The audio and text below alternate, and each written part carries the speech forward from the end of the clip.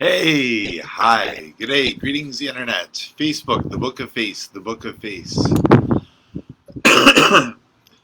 So many and so few know how to do what you do. All right, so here we are. We're here checking in. This is my first event. I think it's like $2.79 for people to join the live stream. It was initially started that way, partly to reduce random, so that just like random people wouldn't show up. The people that have a literal invested interest in attending the live stream. When I started the live stream, there's only one person interested, myself. I clicked on the link, and nobody else signed up yet, as far as tomorrow. So I'd be surprised if anybody shows up. So this might just be a video to report to you what's going on for me in my books and my programs and stuff. Key thing with my giving programs is that I can benefit the programs with my books, but my programs can't benefit me. I can't use the programs to solicit sales for my books, etc. So this video is all about me and my books and my music and my creative work compared to being about the programs. It's Saturday, June 5th, 7:31 p.m. Beautiful day today. Windy as anything. A couple people in the parking lot. Clouds above, a little bit of blue sky. It's quite nice. Quite happy and delighted. I found on Friday, yesterday, that I was talking with a group called Happy Friends. Happy Friends are a fantastic, wonderful group of people. They're spelled HAPPI and then Friends, FRIENDS. Great group to find them if you can. It's a public open group. You can join the Facebook group. Then we have monthly meetings. And also alternating, we meet on Fridays in about 1 p.m. Pacific, but that's for more of a closed group. The public groups, the open groups, are once a month. I think the next one is this approaching Friday, June 11th, and it's on the topic of spirituality. Strangely enough, I'm the spotlight of the month for Happy Friends for this month, and the books that I want to share are my books and also the Giving Group program. Its subsidiary ideas, and yeah, it's kind of cool. I've not done much with my music over the past years. Way back to like 1999, 2000, I wanted to be an MC, wanted to be a rapper. Thought I was going to be performing shows on stage, performing around the world, getting signed for like a $250,000 record contract. Totally didn't happen. Probably a good thing because I don't necessarily want to be performing as an MC on stage. I wouldn't call myself a rapper, but I rhyme. It's a weird thing. That's where the term introversial came from. Introversial is initially the genre for my music. Like, I just call my music introversial. Kind of because it's like introverted, interesting, kind of the versial part, controversial, or how it's like an eternal rehearsal, always practicing. But I've not been practicing my rhymes so much recently. But I do have a lot of music. I had a Bandcamp page. I took the Bandcamp page down. Now the only way that people can gain access to my music is either directly through knowing me, getting a CD or something of sort, or if somebody's gotten a CD in the past. There's been about like, I don't know, 500-600 CDs in the past handed out to people. But I also have a Patreon page, a personal page. It's www.patreon.com/Robert Koyich, ROBERTKOYICH. I could leave it in the comments there, I guess, for a random occurrence if somebody sees this in the future. But it's kind of cool. I work on a laptop computer most of the time. I do have a desktop computer. The computer for my laptop was a gift from my dad for Christmas in 2019, 2020. It was wonderful. It's fantastic. It's been helping me a lot. The battery life does deplete quite quickly. But at the same time, I'm really happy to have it. It's wonderful. I can be on my patio and work outside and like smoke my cigarettes and all that type of stuff. So sometimes smoking may put people off. It's also great in the internet nowadays and Zoom meetings that for those who are against the smell of smoke, they don't have to smell the cigarettes when we're online. They can just see the puff puff pass. Sorry, finicky. And all in all, things are well. So here we are, we're here, and nobody showed up, but that's okay. It's also good for me to run this event just to get the parameter about how to run the event, how to run the live stream. I also could use this 45 minutes as kind of documentation, like a checkpoint, Saturday, June 5th, 2021. Where am I with my books? I'm editing 16. I'm about like a third or 2/5 of the way through the first form version, which is taking the fountain base text. The fountain base text on a page are like for the fountains for the base text, I'll write on a 8 by 11 or 8.5 by 11 page, or 8 by 11.5, 8 by 11 page, and I'll write in 12-point Book Antiqua font, exactly 5 lines. Like I'll go across one line, one line, one line, and then if it gets to the end of the line, it's this far away, I make sure it fits exactly. It's like an OCD thing. I'll obsessively and erotically make sure that every 5-line block of text is precise to the page. Then I'll write the next 5-line block. And after about 4.5 pages of these 5-line blocks, I close the chapter and move on to the next chapter. Then for the editing phase, I transfer all of the text into a 5.5 by 8.5 book. Pardon me, a template that I have for the 5.5 by 8.5. And then I'll read through and I'll start constructing paragraphs. So I'll start reading through the 5-line blocks and chunking it out, like take this sentence and then block it and block it and block it, and I'll form the entire chapter length. That's on the first form edit. After the first form edit, I'll go back and I'll reread it and I'll re-edit it a second time per chapter. And that's still in the first form, and then I'll do that for each of the individual chapters in the book. After that's complete, I run a Grammarly check for the full document. I might do that partly in the middle, like just to chip away at the query a little bit ahead of time. Do like a Grammarly check after I finish like 1 or 2 or 3 chapters. Then after I do that, I'll do another read through, another revision. This is towards the second form version, another Grammarly edit, and then probably one more digital revision sometimes, and then the unlimited version.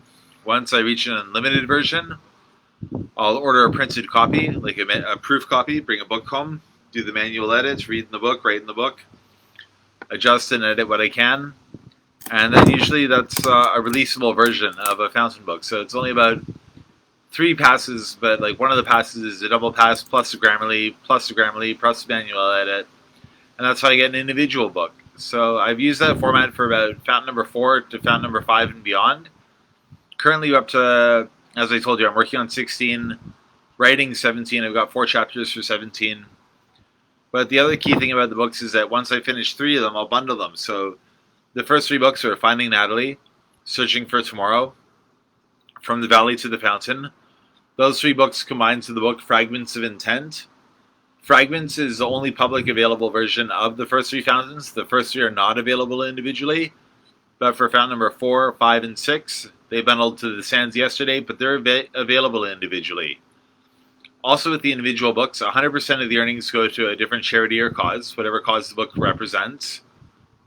And the 3-part books, when I bundle them, 51% of the 3-part book royalties will go to whatever cause the book represents. So right now, I'm kind of wondering if I should have made this a free event so that people would be able to drop in and see and talk and ask, because it's meant to be a Q&A session. And I also wonder if this video will actually show on the internet afterwards, if it'll show publicly on Facebook. If it's a paid event, is people who are here in the event while we're recording the event, or if the live streams will show afterwards. I honestly don't know. Something to find out in the future.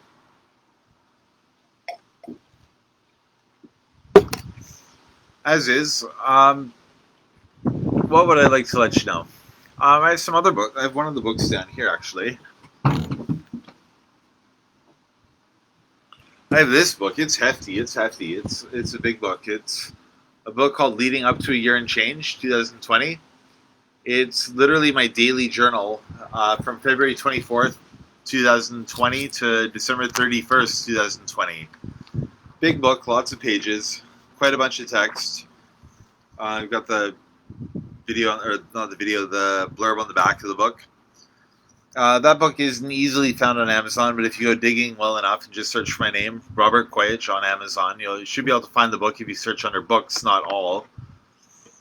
And that's another project that I started. I've only sold technically one digital copy and one printed copy of that book up to here. I have another copy other than the one that I just showed you that is for my friend Mike. Mike Lardner has been a fantastic friend for the creative support, for the fact that he calls every once in a while, understands that sharing our time with people is one of the most valuable things that we can share, and he shared a bit of time with me in like video chats. We'll connect for like half an hour. Mike's also an awesome friend in that he makes Viking's Blood, which is a red mead, honey mead being an alcoholic drink. And I had known Mike from back in like grade 7, grade 8. He's the only friend that isn't family that I really have connected with since high school, except for maybe Peter Feldstein, who's a great friend, but I've not messaged Peter recently, and he's not called me, so it's a reminder to give Peter a call and check in with him. And the other two names that I think of that are best friends in the past would be Brent Ross when I was at Douglas College, SFU, and also friend Dave Clark. He's high school / also Douglas College. We were drug buddies, did a whole bunch of mushrooms, a lot of marijuana. He got me high on ecstasy for the first time I ever got high on ecstasy. I got him high on mushrooms for the first time that he ever got high on mushrooms. We had a fantastic mushroom trip at SVU campus. It was like so cinematic. Like just everything seemed like it was out of a movie. It was just bizarre. And Brent and I were kind of drug friends too, because during like SFG campus and Douglas College, I was in my happy hippie fun days, smoking dope, doing mushrooms. Didn't get into the acid or meth until like much later. Drug life number 2 or 3 is when I got into the chemicals. But people say if you stay just to the herbals, just to marijuana, just to mushrooms, you're okay. You'll never get sick. Not true. For me, I had drug-induced psychosis, schizophrenia, because of too much mushroom use, because of too much marijuana. I did have ecstasy once or twice, but I don't think that was the catalyst. I think the catalyst was doing mushrooms about a dozen or 2 times in the span of about 3 or 4 months. But drugs are an interesting topic, and I'd love to answer some questions about drugs, but nobody's here, so I guess I'm not telling you about what you want to know. I'm just babbling to the screen. I don't know what I have to share with the world. Like, I still think selling my books and giving to the charities is a good idea. I still think that sharing some of my dreams and hopes and goals and the programs and the giving group and that type of stuff is really good to share. But I've been off about marketing and fundraising. I don't necessarily want to promote my books. I also am not fond of asking people for money, which is what fundraising is. But I also realize that if the giving group is going to succeed, we need to fundraise. We need to gather pledges. I also think here, since I can promote the programs and benefit them, it's just the programs can't benefit me. I can share in the chat the giving group link for patreon.com/the giving group. Okay, I've shared that in the chat.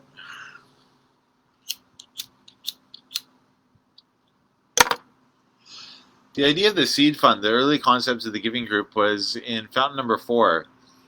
In fountain number 4, I kept writing. I had written number 3. I wanted to continue. I started writing and thinking about my dreams, my hopes, my goals from like my selfish, like me viewpoint. So the first chapter I wrote to my not yet conceived daughter, Eris. I wrote a chapter to Eris in the start of the 4th fountain. And it's about the time writing fountain number 4, fountain number 5 in like 2016-17, where I started wanting to share money and grocery cards on street level. I started sharing gift cards with people just randomly. And since then, we've done a lot. In 2020, we shared about $3,000 or so with the grocery cards that the giving group operates and holds and cares for. The housing provider program, the second branch of the giving group before it was named that, is about $110 a month towards housing.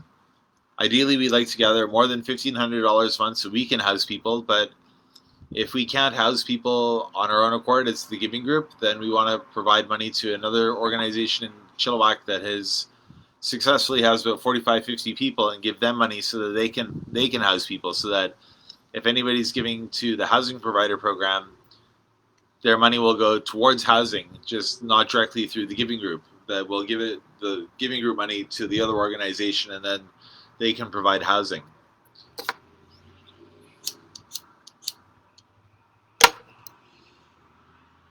But the charities are something that I started that I follow through with. I don't want to abandon them. I don't want to give them up. Somebody asked me, a dear, dear, amazing, kind friend, asked me about a week and a bit ago, like, would I ever consider relocating, like moving?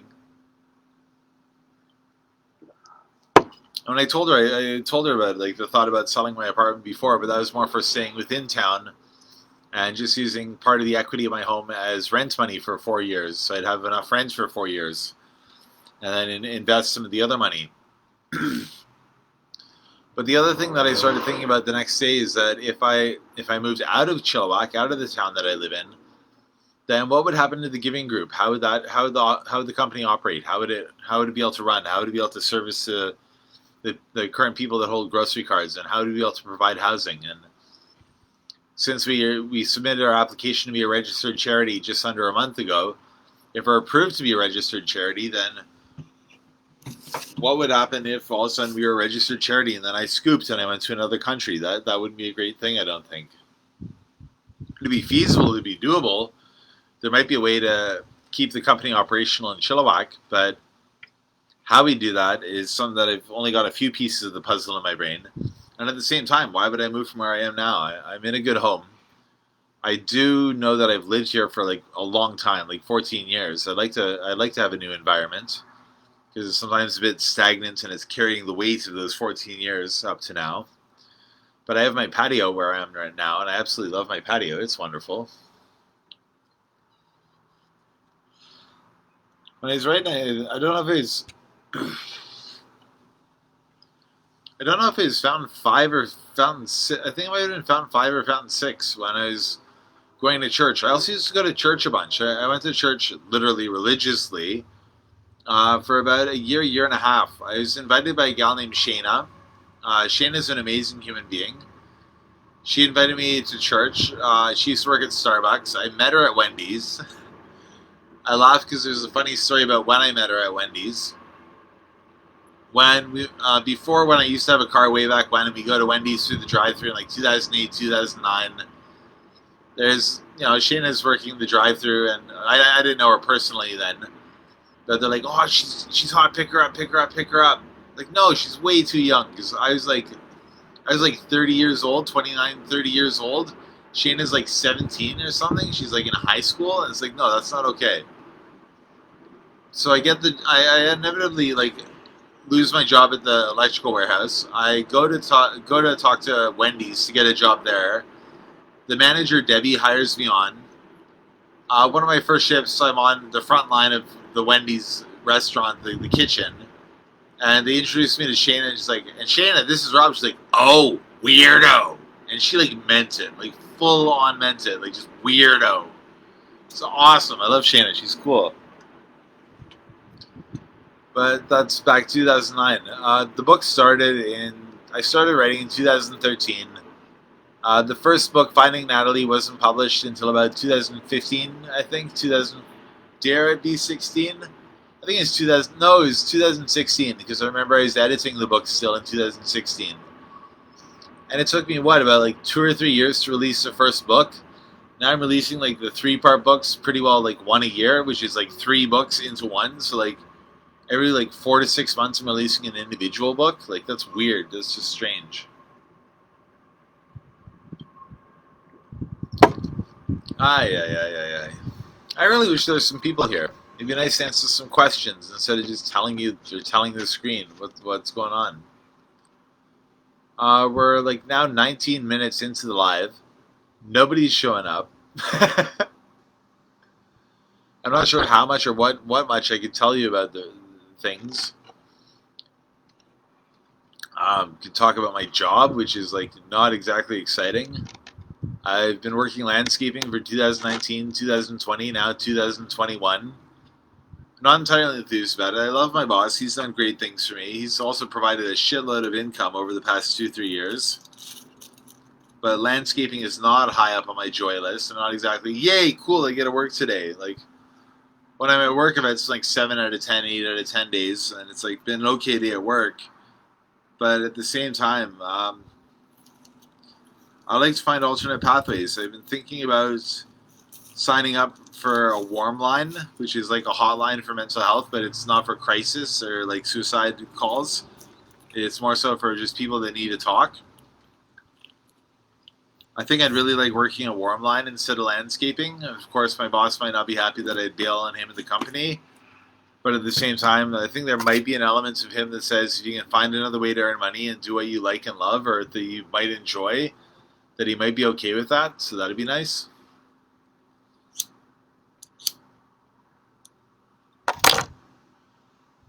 Another person or being that I've not mentioned in this video yet is my dear kitten cat Zeus. Dear Zeus, I fucking love that cat. Don't swear up. I adore that cat. He's wonderful. He's inside right now. I think he's curled up on the couch. But Zeus is one of my best friends. He's an awesome friend. I sink a lot of love and affection and attention and positive words of affirmation to him. But that's not his preferred love language. He prefers treats and food and water. But he also gives me a lot of quality time. There are like many nights where I've been working on fountain books, and dear Zeus has been sitting outside on the patio just kind of hanging out with me, and I really appreciate that. There's one chapter I was writing in where, pardon me, in fountain number 10, Rings of Truth, I was writing a chapter called Give In or Give Up, which was during, I think it was March 2019, when it was a really, really bad situation at home. It was not good for the cat here. It's not good for me here either. And I wrote that chapter where he turned into like a war zone in my living room.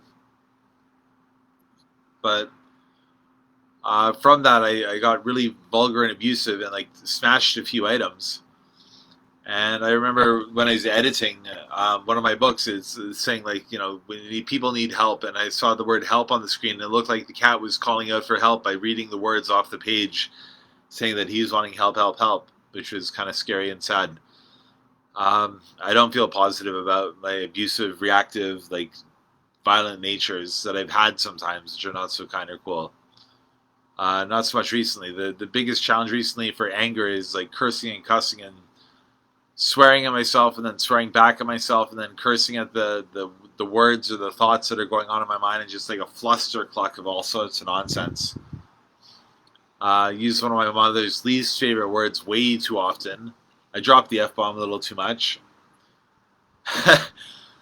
In the first book, Finding Natalie, I dropped the F-bomb like 30 times. In the final release, I edited them all out, so there's like generally barely any cursing or cussing in the fountain material. Thinking about 16, Continuity of Causation, good book. Seeds of Tomorrow was 4, Fields of Formation 5, A Distant Glimmer 6. It was in A Distant Glimmer where I made the choice to give part of my earnings of my 3-part books and all of the earnings of my individual books to the various causes. Seeds of Tomorrow goes to Providing Point, the grocery cards. Fountain number 5 goes to Pencils of Promise. Fountain number 6 goes to the Friend Fund.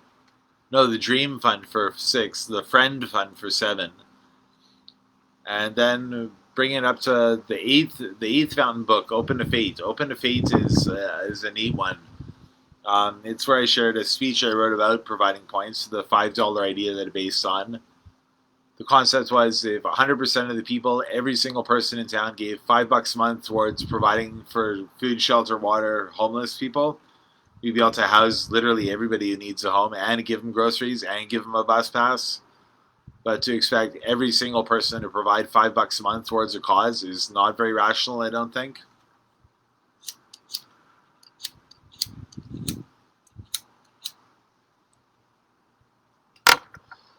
Another thing I wonder here is if I could screen share, if I'm allowed to screen share while we're making these videos. Not that I'm aware of, not that I know of. But that'd be interesting in the future. Another thing, if you've seen this video, it's also 24 minutes in, so it's highly unlikely that anybody has or will see this. But if you do see this video and it's like 24 minutes in, please type something in the comments just to let me know, yep, I was here, yep, thank you for recording, or yep, I heard what you said. That'd be awesome. It'd be nice to know if anybody does see this in the future, and I don't know if we will be allowed to continue. 24 minutes and 50 seconds. No one's showing up.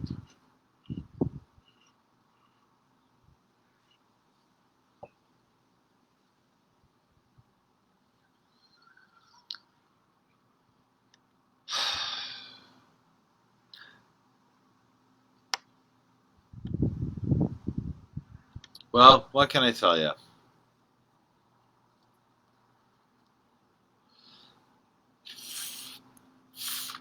I think it's some people like Rudy from Alpha Investments. He's a YouTuber. He also sells magic and has a Patreon page. People can't sign up for his Patreon. It's closed, but Rudy makes 40-minute long videos of just talk, like unidirectional speaking. How does he do that? I'm 25 minutes in and I'm like almost tapped out. Like, it's weird. Meanwhile, Rudy knows so much about magic. He knows a lot about investing. He used to be not an investment banker, but works in finance. Rudy makes fantastic whiteboard videos that are videos that where he uses a whiteboard and he draws all the pictures and figures and numbers.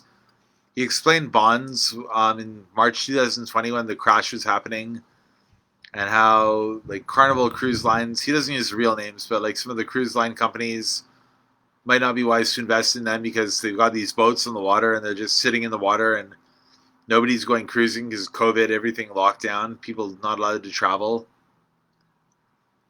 It's now what, a year and 3 months since the initial crisis of the pandemic back in March 20th or March or so. 2020 was a year though. That's the book leading up to a year and change, the journal that I showed you.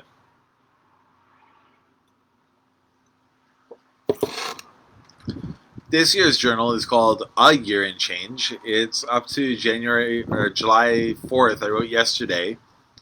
I've only missed probably about maybe 7 or 8 days total this year up to now that I've forgotten to write at nighttime.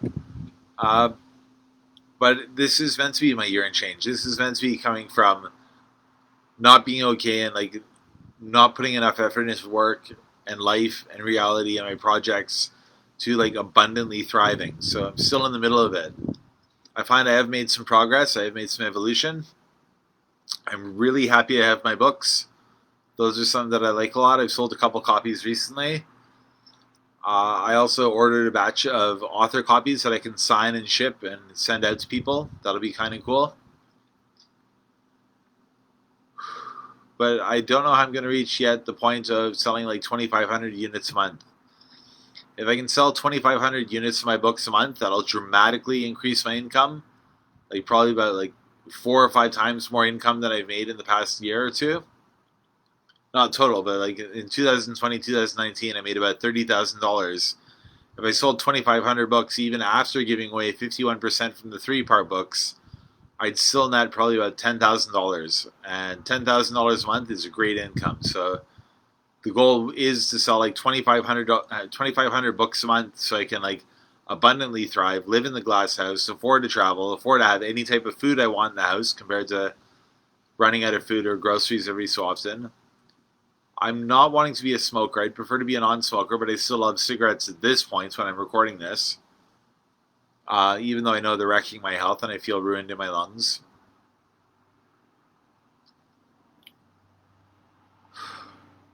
I went through an exercise in another book. Is the book out here?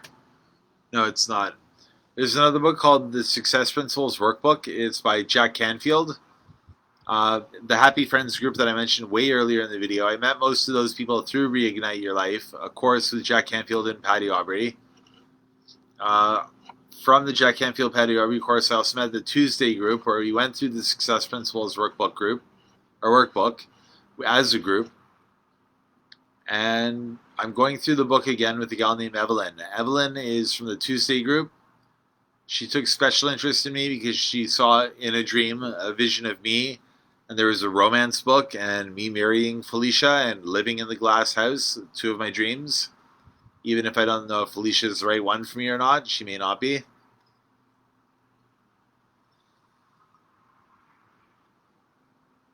And I'm kind of glad I'm well. I'm peacefully content.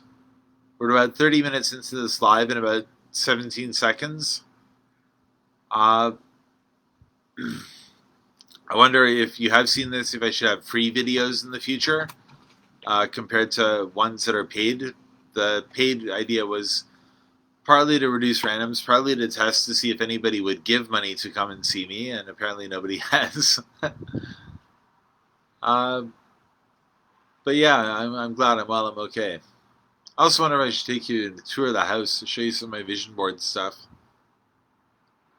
I could, I can. Okay, I'll have a cigarette and then I'll show you. What are your addictions? Are you addicted to work? Are you addicted to sex? Are you addicted to drugs? Marijuana? Cigarettes? Coffee? Retail shopping? Therapy? Shopping as retail therapy?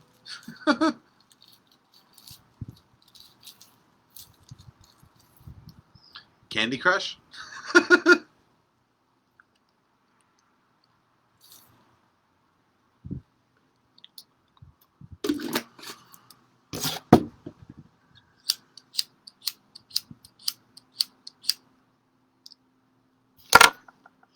But that is a good thing for us to do, is to test ideas, to test theories. Like, I didn't know if anybody had joined this group, and before the video even started, I considered that if nobody showed up to the group, what would I, not so much what would I talk about, but would I be able to talk for 45 minutes?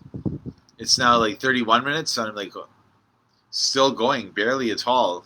I realize how people that talk on stage and like give, you know, like 2-3 hour keynote presentations, they're talking the entire time, and I can kind of feel on my tongue and my jaw the stress or the feeling of talking so much. It's bizarre. It's weird. On a stage, though, people can see the audience and interact with the audience. They can connect. They can ask the audience questions even. But here, I'm just like, I don't have anybody to talk to. Except for the screen and like the theoretical you that is out there viewing this video in the future. It's very bizarre. Even Zoom meetings are much different because you can see people and ask them questions. And I also realize in a Facebook Live format that even if people ask questions, it'd be in the comments section. It wouldn't necessarily be an actual like voice question. I can ask questions, but then if somebody was to answer a question, it'd take them probably about like 10, 15, 20 seconds to type in the answer. So like direct video to video is very effective, and in person is even better. But with COVID, the shared video, co-shared video, we're like meant to stay isolated. We're meant to stay alone. We're meant to be separate and apart while like still digitally connected. And I love technology that it can bridge and bond us as humans. And it's also a trip to not be able to have, like, you know, a friend sitting in the chair across over the way of the patio. You're glad to have somebody sitting over there and like have a talk and like, you know, have a cup of coffee, have a drink. And when I say have a cup of coffee, I think about how I'd like to be able to drink coffee at night instead of having to be up for landscaping. I don't landscape tomorrow, but I'm working on Monday. And I realize that I'm not totally joyful in my job. I'm not totally happy working my landscaping position. And if I'm not happy about it, it's my responsibility to change it and adjust it, even with the concerns of how it would affect my boss negatively by me leaving the job. I'm not leaving the job yet, but it is an idea, something that I'm wondering. But I'm still there right now, and I've not quit, but I don't want to quit on quitting. I'd like to follow through, even though I'm scared and terrified about how to afford my life without having a job.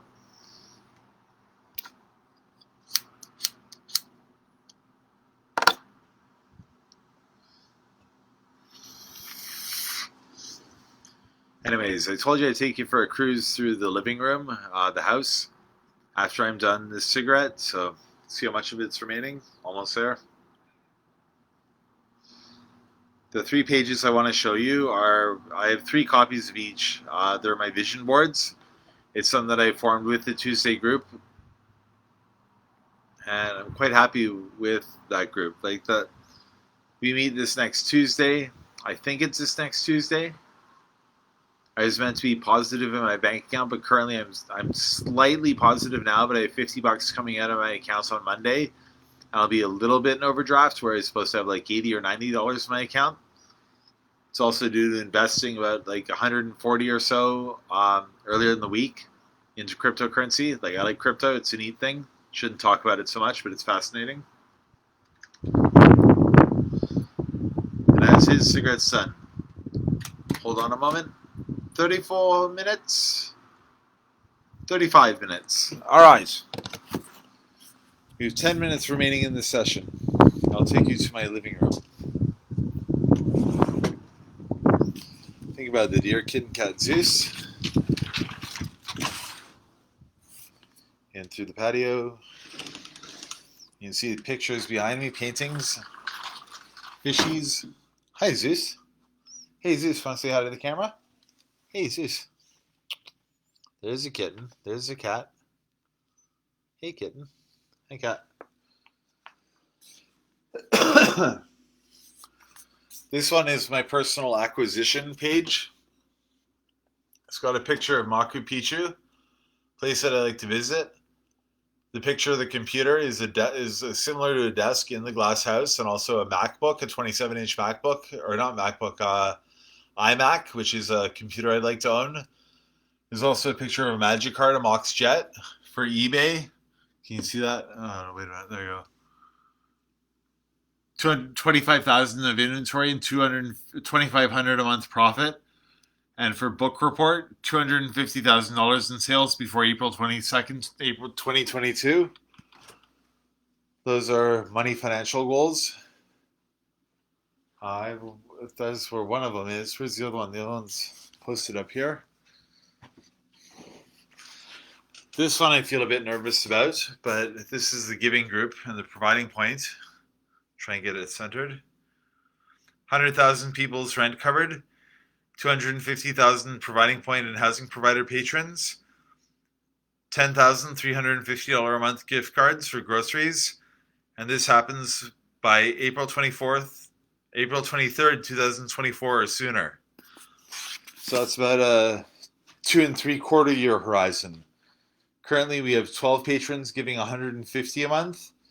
And we have 22 $15 a month cards in circulation. This painting is from Michael Engelbert's. Try and get it leveled. It's a 3-piece painting. I bought it from him for $100. Well worth it. I love having that on my wall. Also, where that other poster is my vision board. Well, part of my vision board, like my maximum one. Got a few things here. Some Grant Cardone influence. That's why the goals are 250,000 patrons, because 10x, add a 0. And also why it's 10,000 people, 350 a month instead of just 1,000. Add a 0. And then where's the last one? Well, I showed you. Oh, the last one's in the kitchen. And over my desktop. The last one is purely pictures. Here's the pictures. The top is Hong Kong. Get it sorted. The picture of the kids in the water are theoretically my kids in a place called Lake Mackenzie, which is on a place, English name is Fraser Island. The Aboriginal name is Kugari. Kugari is also the rainforest. That's a place I want to revisit. You see the two pictures of Survivor. One of them Tribal Council, meeting First Tribal Council. The other is Jeff Probst, who I would love for him to give me a chance to compete on the show Survivor so that I can get totally wrecked and have a wonderful experience. And then the key to the house and the money, that's just a financial wish. I wish to have financial abundance. Place this down here. This is on my stove. Picture of the forest behind. Try and get my face in the screen. So, yeah, we're 39 minutes in. Nobody showed up. That's okay. I'm all right. I do want to know if people see this video. If you watch this video and seen up to here, coffee and tea, coffee and tea. And I don't know. I haven't told you what the purpose of the glass house is. It's not just for me to live there. It's also to have it as a concholytic center. I'd like it to be that people can visit the glass house for 3 to 5 days at the cost of about $20,000 to live there for 3 or 4 days, 3 to 5 days, and work on their businesses, their relationships, their projects, their creations, like just total focus sessions to be able to help people with their lives, their hopes, their goals, their dreams. I think that'd be something that I'd enjoy.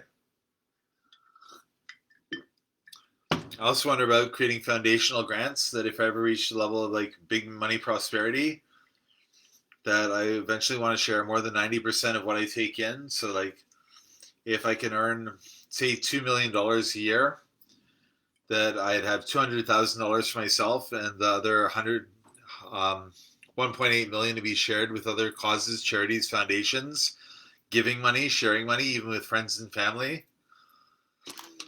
If it was a 10x target, it'd be 20 million a year, which is like more than I can comprehend.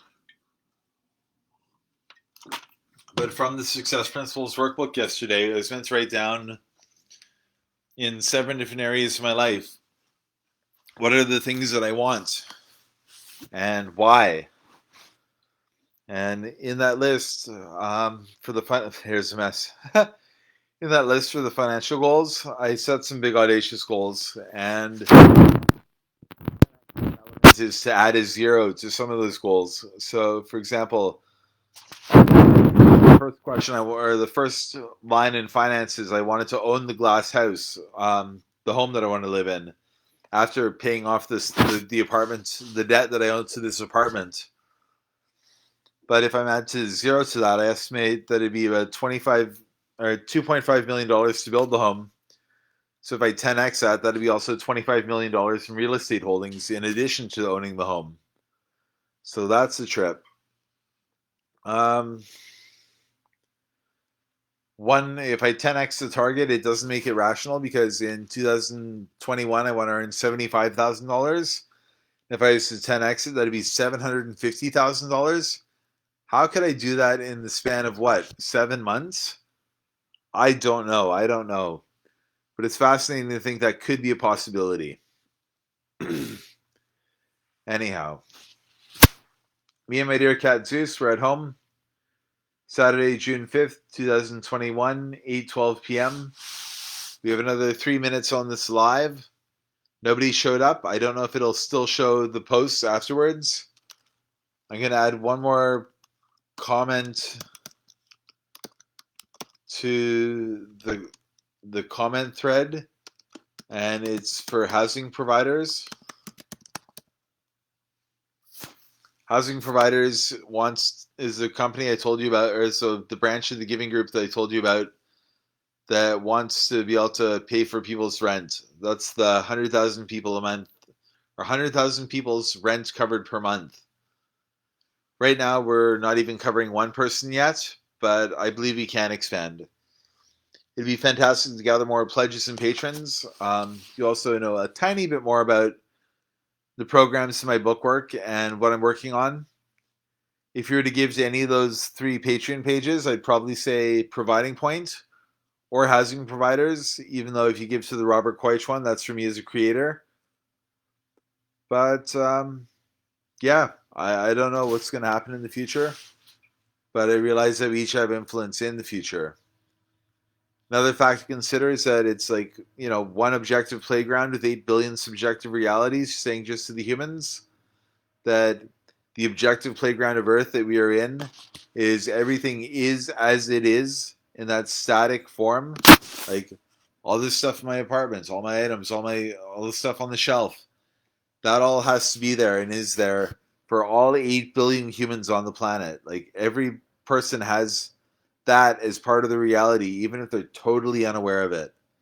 There's a bunch of stuff in your home that I'm totally unaware of, but for you it's like monumental, like the people that you live with, the pets that you own, like the homes, the beds, the entire life that you have, the TVs, the computers, that's all your stuff. But care for it well. Some people don't even have a food, some people don't even have water. Some people don't even have a bathroom so that they can go to, like, here we are in first world North America. I've got a magic place where I can live where there's water and a bathroom and a fridge to keep my food cold. And I have a patio and I have a TV and I have a couch and I have all this stuff. And other people don't even have a wish to live.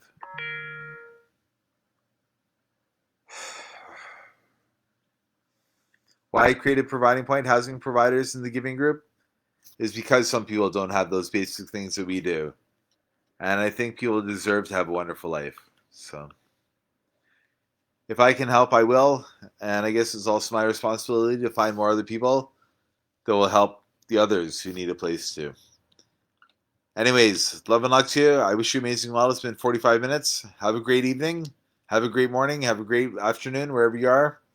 Please let me know if you watch this video to the very end by typing in waffles and pancakes. Because as Zane would say, it's all about them waffles and pancakes. Okay, love and luck, y'all. Be well. Thank you.